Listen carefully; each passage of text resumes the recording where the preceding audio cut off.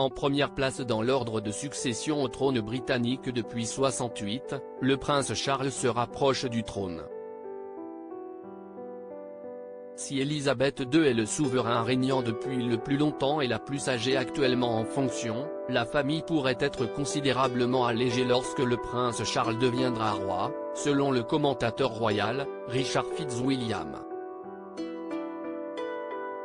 Dans un entretien accordé au site britannique, l'Express, ce dernier a parlé de ce qu'il pourrait se passer lors de la transmission de la couronne de la reine au prince de Galles.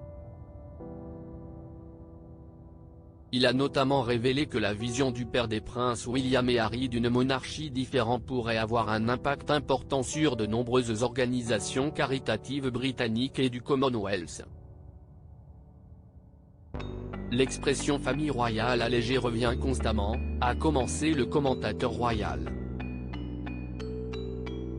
Avant d'ajouter, la famille royale évoluera avec l'arrivée de Charles sur le trône. En ce qui concerne le noyau interne, je pense qu'il est parfaitement clair que ce sera Charles et Camilla. Et puis William et Kate, et leurs enfants, et futurs époux.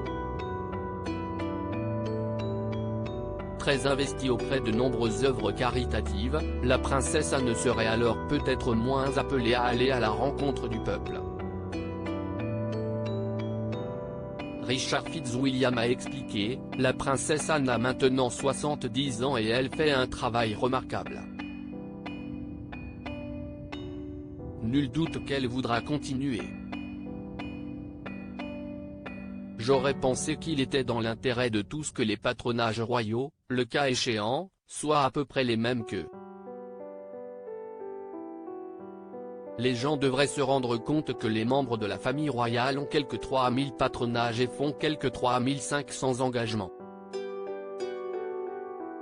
Cela varie de 3200 à 3700 chaque année.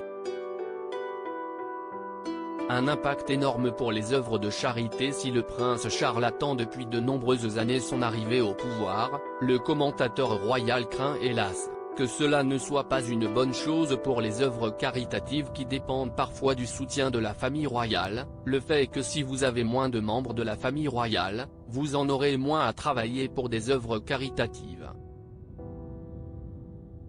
Il y en aura probablement moins à l'avenir, que ce soit une bonne chose ou non.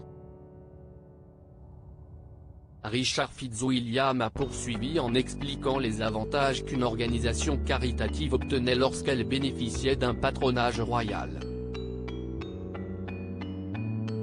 La présence de la famille royale sur des événements leur permettrait de facturer plus et de faire des bénéfices. Enfin, il a insisté sur le fait que l'importance des patronages ne pouvait être sous-estimée.